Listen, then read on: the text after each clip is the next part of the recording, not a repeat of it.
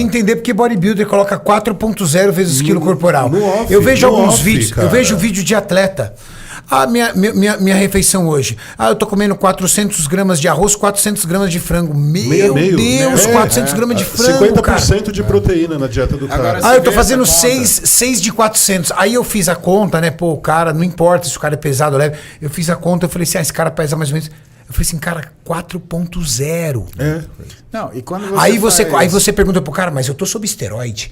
2.0 é para um indivíduo natural. Eu não preciso disso. Eu tô com esteroide, eu tô com 1 grama de hormônio por semana. Eu tenho sintetizadores. Será realmente que o esteroide consegue dobrar a sua capacidade de absorção de proteína, doutor? Não tem relação direta com a absorção proteica. Não tem. Já tem trabalho mostrando que a quantidade de testosterona plasmática não tem correlação com a absorção. Se eu fizer um CPK de 7.000, usar 4 gramas de proteína, não vai fazer essa diferença. Na verdade, o que acontece? No off, quando a gente está falando de ganho de massa magra, existe a relação caloria não nitrogenada. Quanto você come de carboidrato para cada quanto você come de proteína. Como você sabe que tem metabolismo acelerado, se eu te der uma dieta hiperproteica, você fica mais acelerado ainda. E não sobe de peso. E tenho muito mais saciedade. Exatamente. E a regra 4:1 é sempre bem-vinda, né? 400 gramas de carbo para 100 gramas de proteína. Esse é o off do cara. O que é importante também? Quando a gente fala proteína por quilo de peso, o pessoal fala assim, tá, e se eu tenho um obeso de 120 quilos e eu tenho um bodybuilder de 120 quilos? Pode ser por quilo de peso? E aí entra uma fórmula que normalmente o nutricionista esportivo usa, que é a fórmula de Cunningham, que faz a correção por quilograma de massa muscular. Aí sim. Então pensa um cara que tem 100 quilos, 120 quilos e é obeso, e que tenha, sei lá, seus 50 quilos de massa muscular comparado para um cara que tem 90 quilos de massa muscular. Imagina o cara que tem 120 comendo 4 gramas de proteína por quilo de peso, por 120, 480. Quanto que ele está comendo em relação ao que ele realmente tem de massa muscular? Ele está fazendo a urina mais cara do mundo. Tá? Agora, o que eu vou te mostrar? Você vai gostar disso. Põe na página 50 aí, Maurício. 50 não, 40, por favor. No slide 40. Vai descendo aí. Exatamente. Tá aqui o seu trabalho do Lancha Júnior e do Gualano. Ah, moleque, parece que a gente combinou. Sim, mas não combinamos. Não combina, mas é porque quando a informação é verídica, de qualidade, feito por pessoas competentes, acaba conflitando mesmo em zero. É sempre concordante, nunca conflitante. Esse é o trabalho que o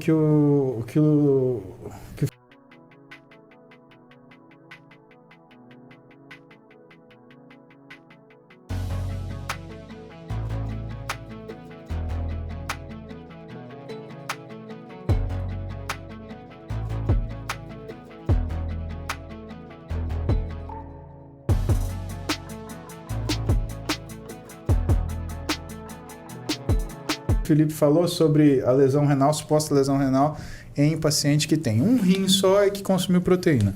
Agora, volta para mim, por favor, Maurício, no slide 33, por gentileza. Olha como a questão da alimentação é delicada. A gente está falando aqui até a ordem dos alimentos, ele faz diferente. Então, esse é um trabalho de um cara chamado Alplana Shukla, tá? Que ele faz a ordem dos alimentos. E esse trabalho é muito legal. Por quê? Porque ele fala assim, tá, e se eu comer o carboidrato antes e a proteína depois? É diferente de comer a proteína antes e o carboidrato depois? É diferente de comer os dois juntos? Boa pergunta. Tá aí, eu tenho que fazer uma refeição carboidrato-proteína? Exatamente. Isso independente de... Não vamos pensar na questão da digestão do carboidrato. Ah, demora mais para digerir, demora menos para digerir se eu misturar com a proteína. Vamos falar em absorção de macronutriente. Mais do que a absorção de macronutrientes, você tem que ver qual que é o efeito metabólico daquilo. Por quê? Porque quando você tem um carboidrato que tem uma alta velocidade de absorção, você tem uma deturpação da glicemia. Exemplo, arroz branco. Arroz branco não é um carboidrato simples, é um carboidrato complexo. Estou mentindo, só que ele tem uma absorção rápida. Glicemia alta. Exatamente. Então, algumas pessoas elas têm uma forma diferente de reagir. Você tem gente que tem uma resistência periférica tranquila, para ele normal. É a mesma coisa que comer, sei lá, batata doce, mas tem gente que não. Para mim, é o carboidrato mais utilizado pelo bodybuilder é o arroz. Posso levantar? Branco. Eu preciso do banheiro. Vai lá. Você vai me deixar sozinho, né, viado? Não, eu já volto rapidão. Doutor Donato é juvenil ainda nessas coisas. Aí o que acontece? O que o Alplana mostrou aqui? Ele fez uma experiência sensacional. Ele falou assim, então vamos fazer o seguinte, vamos comer carboidrato primeiro, ver como é que fica insulina, glicose e GLP-1, né, que faz a adequação desse funcionamento, que é desse o chip equilíbrio. que você já usou. Sim, exatamente.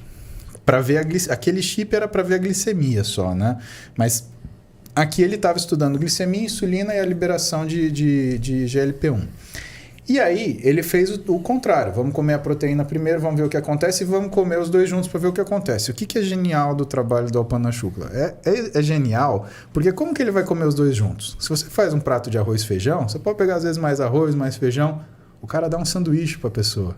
Ou seja, se ela morde o pão, que é o carboidrato, e a carne, que é a proteína, ela come os dois juntos exatamente no mesmo momento. Então realmente não tem como fugir. E o que é o resultado desse estudo? Qual que foi a evidência que ele trouxe? Ele trouxe que se você come a proteína antes e o carboidrato depois, você tem você tem valores menores de glicemia pós-prandial, mostrando o quê? Que você tem um aproveitamento melhor daquela refeição. E se você tem uma oscilação glicêmica menor, você também tem mais saciedade e maior aproveitamento daquela refeição. Então a nutrição ela é delicada ao ponto de até a ordem do que você está comendo ela interferir. O trabalho Então com a carne é seria. diferente. Não dá pra gente sentar que nem tem uma galera que fala não, é a mesma coisa comer isso, daquilo. Não é. Não é porque não são as mesmas pessoas e nem a mesma pessoa em condições diferentes tem a mesma reação. Não, a microbiota, ela faz isso que o Muzi está falando em relação à absorção de glicose. Então, tem um trabalho do Kevin Hall, ele deu 50 gramas de carboidrato de biscoito e banana. O paciente 1, a banana subiu a glicemia. O paciente 2, a banana não subiu a glicemia e o biscoito subiu. Então, cada um aqui da mesa Vai responder de uma forma. de uma forma. O princípio da individualidade. E lembra da avó quando falava para você comer a salada antes? Pra forrar? Exatamente. Pra mim, até hoje. Que eu É? escuto Fala aí, isso. Maurício. E você não faz, né, Maurício? Não, eu como antes salada. Saladinha para dar aquela Perguntas, forrada. Mauricião? Eu como antes salada pra ver se dá uma saciada. Vamos lá, o Ed Carlos mandou uma pergunta aqui interessante até. Muito boa noite a todo mundo, sou fã de vocês. Tenho 105 quilos, faço treino de musculação, mas estou encontrando dificuldades para perder peso. Poderão me dizer um exemplo de dieta? Não tenho condição de pagar um nutricionista. Tá. Eu vou melhorar a pergunta dele, como a galera gosta que eu falo. Vou melhorar a pergunta dele, porque senão é impossível responder. Qual a sua dieta preferida para emagrecimento, Dr. Donato? Eu gosto de uma dieta chamada dieta 33%. Agora você vai ter que explicar pra galera aí. Dieta 33% para emagrecimento by Dr. Felipe Donato. O que você ia falar, Julião? Eu já vi essa dieta. Já viu, Julião? Essa dieta do Donato funciona mesmo. Não tem como não funcionar. É porque assim... É prática demais. Não, a gente conversou em relação à parte do balanço calórico. Então é imperial você saber o quanto de calorias é restrição para você. Vamos imaginar que ele tem que comer 2.500 calorias. Isso ela consegue numa equação de Harris-Benedict? Ou seria interessante mesmo uma bioimpedância? Dá para estimar de várias formas. Tem equações que calculam por massa magra, tem equações que calculam por peso. Mifflin é uma equação para sobrepeso e obesidade. Né? Stinley é para atleta. Então tem equações diferentes. Mas, no global da história, quando você acha o total calórico, eu assumo que eu vou colocar 33% de cada macronutriente dentro desse total calórico. Então eu assumo que 33% de proteína já é uma dieta hiperproteica. Só que faz daí o papel para crescimento. Exatamente. Aí a gordura fica em 33 de caloria e o carbo 33. O que vai acontecer na mistura dos macros? Fica 100 gramas de frango, 100 gramas de batata, fica 20 de macronutriente, carbo e proteína, e a gordura ela cai pela metade, porque ela é 2 vezes mais calórica que o carboidrato. Sim. Então, por exemplo, digamos que uma pessoa ela tem um gasto calórico diário entre basal e atividade de 2.500, por exemplo. Sim. Você vai fazer uma dieta para ela de quantas calorias? A gente pode começar com uma dieta. Se o dia que ela treina, ela pode comer as 2.500 calorias, porque o treino já é uma restrição. E no dia que ela não treina, eu posso jogar 2.000. Tá. Isso é um primeiro princípio de controle calórico. Então eu vou melhorar a pergunta, então, porque eu acho que você não entendeu. 2.500 era gasto basal mais atividades mais o treino. Então Sim. você é o contrário. Então você só vai estimar o cálculo calórico da dieta dela pelo gasto basal, sem considerar o gasto no treino.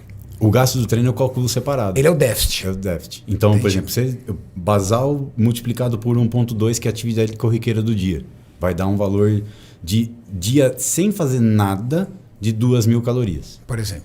Então, já é restrição para ele. Você vai pegar essas 2.000 calorias e vai dividir 33% entre os Entre macronutrientes. os 3 macronutrientes. Levando a questão de calorias de cada macronutriente. Isso. 1 grama, 9 gramas, 1 grama, 9 calorias. Exato. No caso das gorduras, 1,4 proteína e carboidrato. Exato. Aí quando você pega essa proporção 33% e traduz em macronutriente, Aí você faz a contagem. aí eu faço a contagem. Legal. Então isso dá muito certo, por quê? Porque é o controle calórico, assumindo que tem proteína dentro para manter massa magra e dar saciedade, e ela consegue manter a dieta por um tempo mais prolongado. E você costuma fracionar em quantas refeições quando a pessoa tem liberdade para comer? Aí é uma conversa na consulta de ver o hábito de vida dela, em quantas vezes ela come por dia. Mas você vê um plano ideal de quantas refeições? Se você tem fome a cada 4 horas, provavelmente você vai comer 5 refeições por dia. Pessoas que têm um apetite mais noturno podem adequar essa dieta para um horário para mais à A noite? gente pode fazer a dieta, em vez de 5 refeições, a gente pode optar por uma dieta de 3 refeições.